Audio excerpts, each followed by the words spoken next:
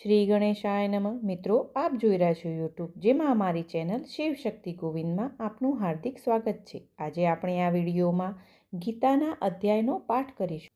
કૃષ્ણાય વાસુદેવાય હરયે પરમાત્મને પ્રણત ક્લેશનાશાય ગોવિંદાય નમો નમઃ. ઓમ શ્રી પરમાત્મને નમઃ. મોક્ષ સંન્યાસ યોગ નામનો 18મો અધ્યાય. અર્જુન બોલ્યા, હે મહાબાહો, હે અંતર્યામી, હે વાસુદેવ, હું સંન્યાસના તેમજ ત્યાગના તત્વને જુદું જુદું જાણવા માંગુ છું. શ્રી ભગવાન બોલ્યા, હે અર્જુન, કેટલાક પંડિતજનો કામ્ય કર્મોના ત્યાગને જ સંન્યાસ સમજે છે, જ્યારે બીજા વિચાર કુશળ માણસો સઘળાય કર્મોના ફળને ત્યાગને ત્યાગ કહે છે.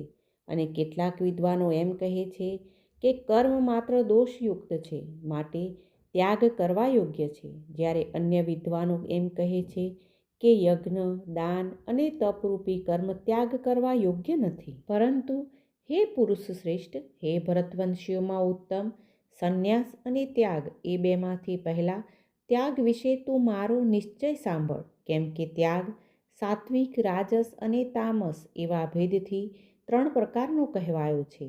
યજ્ઞ, દાન અને તપરૂપી કર્મ ત્યાગ કરવા યોગ્ય નથી, પરંતુ એ તો અવશ્ય કરવા જોઈએ. કેમ કે યજ્ઞ, દાન અને તપ એ ત્રણેય કર્મો બુદ્ધિશાળી માણસોને પવિત્ર કરનારા છે. માટે હે પાર્થ, આ યજ્ઞ, દાન અને તપરૂપી કર્મોને તેમજ બીજા પણ સઘળાય કર્તવ્ય કર્મોને આસક્તિ અને ફળનો ત્યાગ કરીને ચોક્કસ કરવા જોઈએ. આ મારો નિશ્ચિત કરેલો ઉત્તમ મત છે.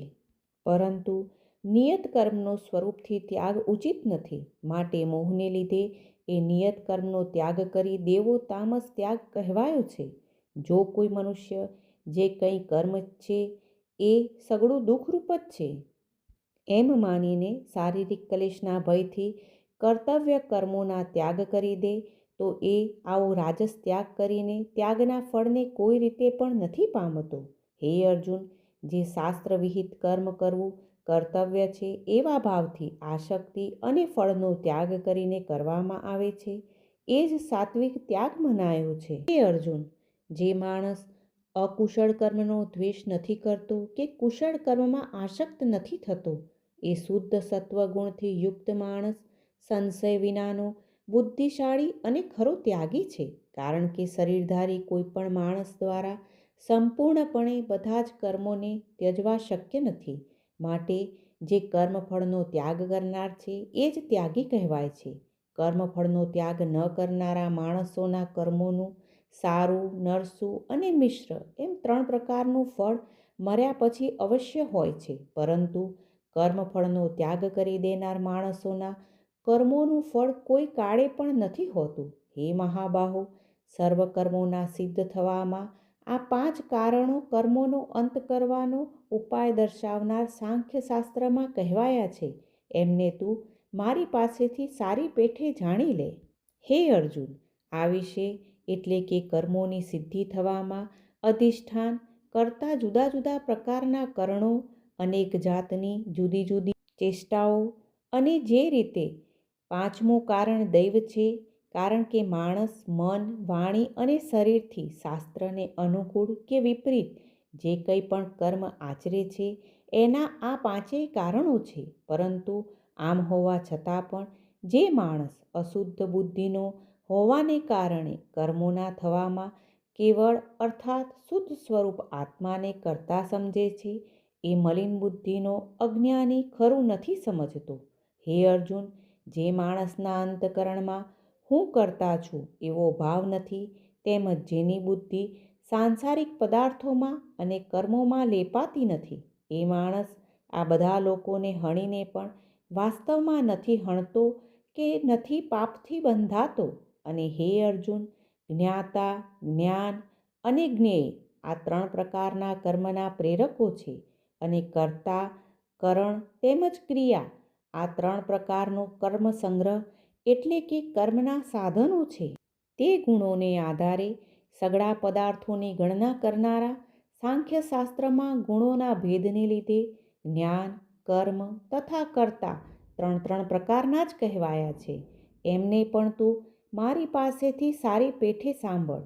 હે અર્જુન, જે જ્ઞાનથી માણસ ભિન્ન ભિન્ન જણાતા બધા જ ભૂતોમાં એક અવિનાશી પરમાત્મા ભાવને અવિભાવી ચિત્તરૂપે સમભાવે રહેલા જુએ છે, એ જ્ઞાનને તું સાત્વિક જાણ.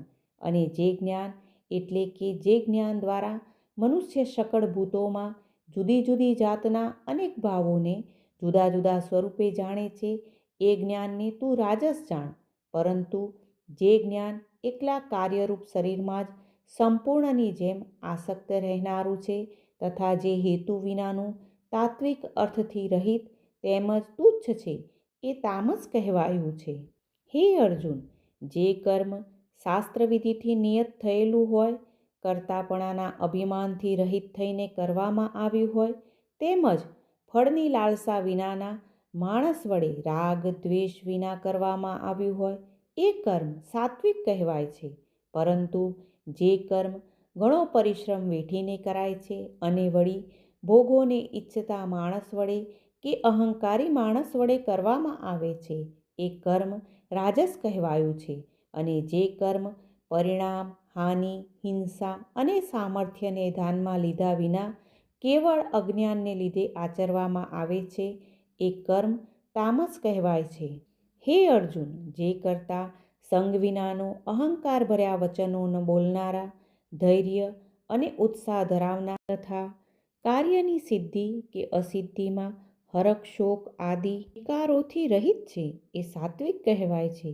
જે કરતા આસક્તિ ધરાવનાર, કર્મોના ફળની લાલસા રાખનાર, લોભી, બીજાને કષ્ટ આપવાનો સ્વભાવ ધરાવનાર, અશુદ્ધ આચરણ રાખનાર તેમજ હરખ શોકથી લિપ્ત છે, એ રાજસ કહેવાયો છે. અને જે કરતા પોતાને વશમાં ન રાખનાર, અશિક્ષિત, ઘમંડી, શઠ, બીજાની આજીવિકાનો નાશ કરનાર, શોક કરનાર, આળસુ અને દીર્ઘસૂત્રી છે, એ તામસ કહેવાય છે. તથા હે ધનંજય, હવે તું બુદ્ધિ તેમજ ધૃતિનો પણ ગુણો અનુસાર 3 પ્રકારનો ભેદ મારા વડે સંપૂર્ણપણે વિભાગપૂર્વક કહેવાતો સાંભળ.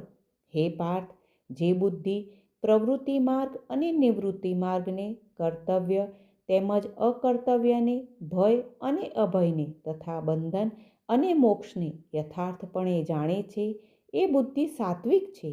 હે પાર્થ, માણસ જે બુદ્ધિ દ્વારા ધર્મ અને અધર્મને તથા કર્તવ્ય અને અકર્તવ્યને પણ યથાર્થપણે નથી જાણી શકતો, એ બુદ્ધિ રાજસી છે. અને હે પાર્થ, તમોગુણથી ઘેરાયેલી જે બુદ્ધિ અધર્મને પણ આ ધર્મ છે એમ માની બેસે છે તથા એ જ પ્રમાણે બીજા સઘળા પદાર્થોને પણ અવળા માને છે, એ બુદ્ધિ તામસી છે. હે પૃથાપુત્ર, જે અવ્યભિચારિણી ધારણ શક્તિથી માણસ ધ્યાન યોગ દ્વારા મન, પ્રાણ અને ઇન્દ્રિયોની ક્રિયાઓને ધારણ કરે છે, એ ધૃતિ સાત્વિકી છે. પરંતુ હે પૃથાપુત્ર અર્જુન, ફળની લાલસા રાખનાર માણસ જે ધારણ શક્તિ દ્વારા ઘણી આસક્તિપૂર્વક ધર્મ, અર્થ અને કામને ધારણ કરે છે, એ ધારણ શક્તિ રાજસી છે. તથા હે પૃથાપુત્ર, દુષ્ટ બુદ્ધિનો માણસ જે ધારણ શક્તિ દ્વારા નિંદ્રા, ભય, ચિંતા અને દુઃખને તથા ઉન્મત્તપણાને પણ નથી છોડતો પણ પકડી રાખે છે, એ ધારણ શક્તિ તામસી છે. હે ભરત શ્રેષ્ઠ, હવે 3 પ્રકારના સુખને પણ તું મારી પાસેથી સાંભળ. જે સુખમાં સાધક માણસ ભજન, ધ્યાન અને સેવા આદિના અભ્યાસ વડે રમણ કરે છે અને જેથી દુઃખોના અંતને પામી જાય છે, જે આ જાતનું સુખ છે, એ શરૂઆતમાં જો કે વિષ જેવું જણાય છે, પણ પરિણામે અમૃત જેવું છે. માટે એ પરમાત્મા વિષયક બુદ્ધિના પ્રસાદમાંથી ઉપજનારું સુખ સાત્વિક કહેવાયું છે. જે સુખ વિષય અને ઇન્દ્રિયોના સંયોગથી થાય છે, એ શરૂઆતમાં ભોગકાળમાં અમૃત જેવું જણાતું હોવા છતાં પરિણામે વિષ જેવું છે. માટે એ સુખ રાજસ કહેવાયું છે. તથા જે સુખ ભોગકાળે તેમજ પરિણામે પણ આત્માને મોહિત કરનારું છે, એ નિંદ્રા, આળસ અને પ્રમાદમાંથી જન્મેલું સુખ તામસ કહેવાયું છે. પૃથ્વી પર, આકાશમાં કે દેવતાઓમાં અથવા એ સિવાય ક્યાંય પણ એવો કોઈ પણ જીવ નથી જે આ પ્રકૃતિમાંથી જન્મેલા 3 ગુણોથી મુક્ત હોય. માટે હે પરંતપ, બ્રાહ્મણો, ક્ષત્રિયો, વૈશ્યો તથા શૂદ્રોના કર્મો સ્વભાવમાંથી ઉપજેલા ગુણો દ્વારા વિભક્ત કરવામાં આવ્યા છે. અંતકરણનો નિગ્રહ કરવો, ઇન્દ્રિયોનું દમન કરવું, ધર્મના પાલન કાજે કષ્ટ સહેવું, બાહ્ય ભીતરથી શુદ્ધ રહેવું, બીજાના અપરાધોને ક્ષમા આપવી, મન, ઇન્દ્રિય તેમજ શરીરને ઋજુ સ્વભાવના રાખવા, વેદો, શાસ્ત્રો, ઈશ્વર અને પરલોક આદિમાં શ્રદ્ધા રાખવી, વેદશાસ્ત્રોનું અધ્યયન તથા અધ્યાપન કરવું અને પરમાત્માના તત્વને અનુભવવું, આ બધાય બ્રાહ્મણના સ્વાભાવિક કર્મો છે. શૂરવીરપણું, તેજ, ધૈર્ય, નિપુણતા તથા યુદ્ધમાં પણ ન ભાગવું, દાન આપવું અને સ્વામીભાવ, આ બધા ક્ષત્રિયના સ્વાભાવિક કર્મો છે. ખેતી, ગોપાલન અને ખરીદવા વેચવા રૂપી સત્ય વ્યવહાર, આ વૈશ્યના સ્વાભાવિક કર્મો છે. તથા સર્વ વર્ણોની સેવા કરવી શૂદ્રનું પણ સ્વાભાવિક કર્મ છે. અને આ પોતપોતાના સ્વાભાવિક કર્મમાં તત્પરતાપૂર્વક જોડાયેલા માણસ ભગવત પ્રાપ્તિ રૂપી પરમ સિદ્ધિને પામી જાય છે. પોતાના સ્વાભાવિક કર્મમાં માણસ જે રીતે કર્મ કરીને પરમ સિદ્ધિને પામે છે એ ઉપાયને તું સાંભળ.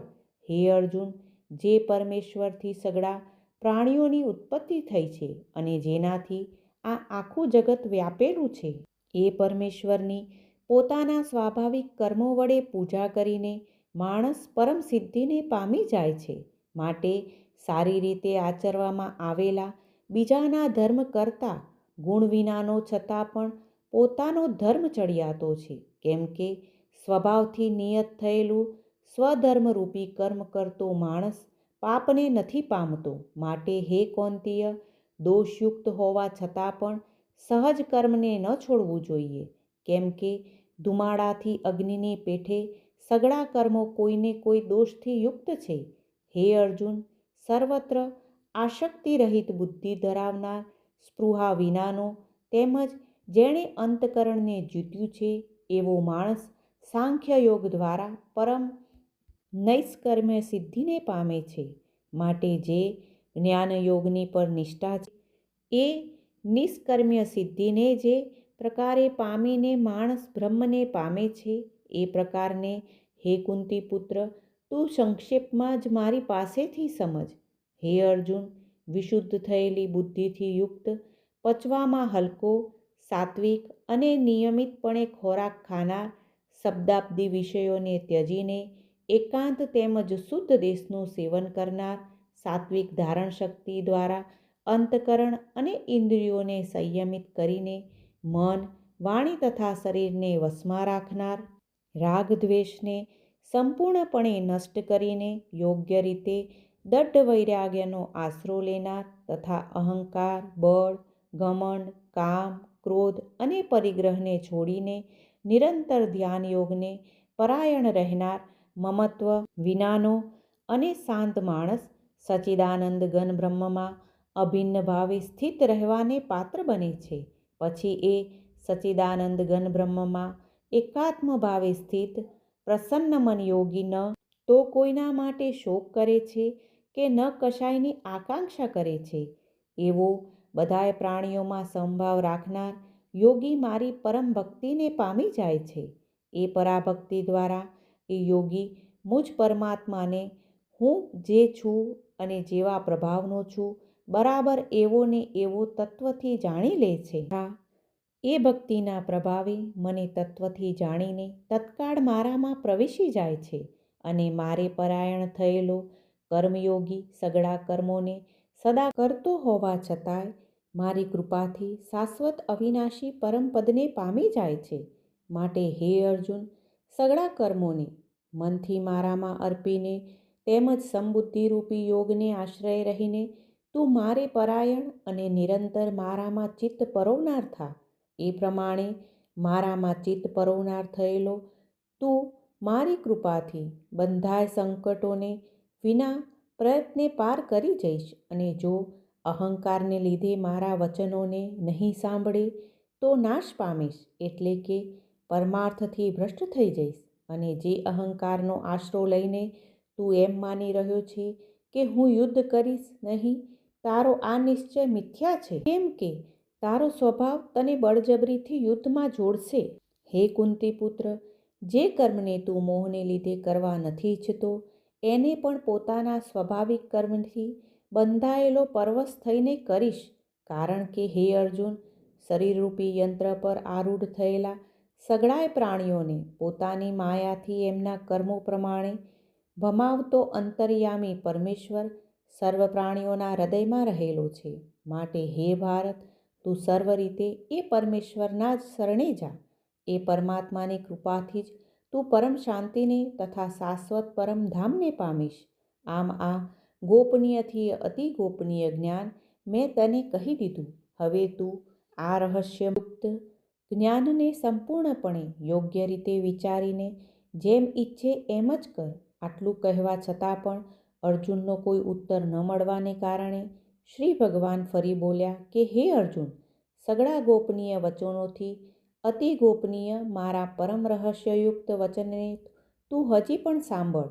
તું મને ઘણો પ્રિય છે, માટે આ પરમ હિતકારી વચન હું તારા માટે ફરીથી કહું છું. હે અર્જુન, તું મારામાં મન પરોવનાર થા, મારો ભક્ત બની જા, મારું પૂજન કરનાર થા અને મને પ્રણામ કર. આમ કરવાથી તું મને જ પામીશ. આ હું તારી સામે સત્ય પ્રતિજ્ઞા કરું છું, કેમ કે તું મને ઘણો પ્રિય છે. માટે સઘળાય ધર્મોને એટલે કે સઘળાય કર્તવ્ય કર્મોને મારામાં ત્યજીને તું કેવળ એકમાત્ર મુજ સર્વશક્તિમાન સર્વાધાર પરમેશ્વરના જ શરણે આવી જા. હું તને બધાય પાપોમાંથી મુક્ત કરી દઈશ. તું શોક કરમાં. હે અર્જુન, આ રીતે તારે આ ગીતારૂપી રહસ્યમય ઉપદેશ કોઈ પણ કાળે ન તો તપરહિત માણસને કહેવો, ન તો ભક્ત રહિત અને ન તો સાંભળવા ન ઈચ્છતા માણસને કહેવો, તથા જે મારામાં દોષ દ્રષ્ટિ રાખે છે એને તો કદીએ ન કહેવો.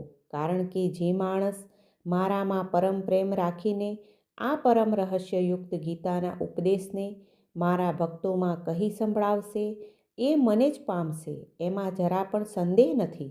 માણસોમાં એનાથી વધીને મારું પ્રિય કાર્ય કરનારો કોઈ પણ નથી, તથા આખી પૃથ્વી પર એનાથી વધીને મારો પ્રિય બીજો કોઈ ભવિષ્યમાં થશે પણ નહીં.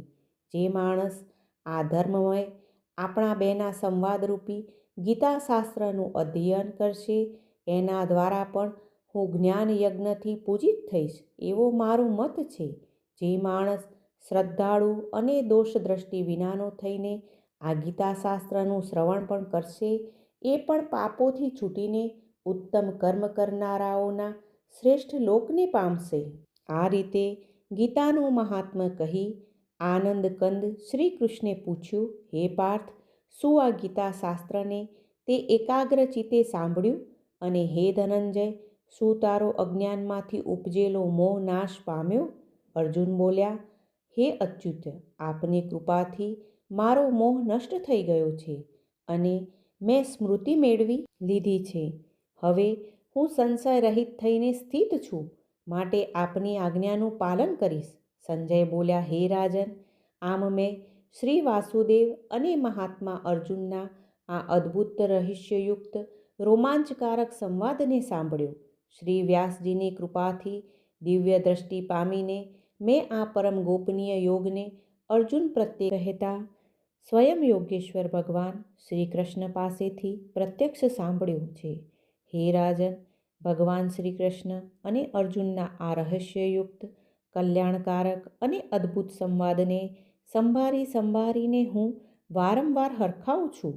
હે રાજન, શ્રી હરિના એ અત્યંત વિલક્ષણ રૂપને પણ સંભાળીને મારા ચિત્તમાં મહાન આશ્ચર્ય થાય છે અને હું વારંવાર હરખાઉં છું. હે રાજન, જ્યાં યોગેશ્વર ભગવાન શ્રી કૃષ્ણ છે અને જ્યાં ગાંડીવધારી અર્જુન છે, ત્યાં જ શ્રી વિજય વિભૂતિ તેમજ અચળ નીતિ છે એવો મારો મત છે. શ્રી કૃષ્ણ અને અર્જુનના સંવાદમાં શ્રીમદ્ ભગવદ્ ગીતા રૂપી ઉપનિષદ અને બ્રહ્મ વિદ્યા તથા યોગશાસ્ત્ર વિષયનો મોક્ષ સંન્યાસ યોગ નામનો 18મો અધ્યાય સમાપ્ત.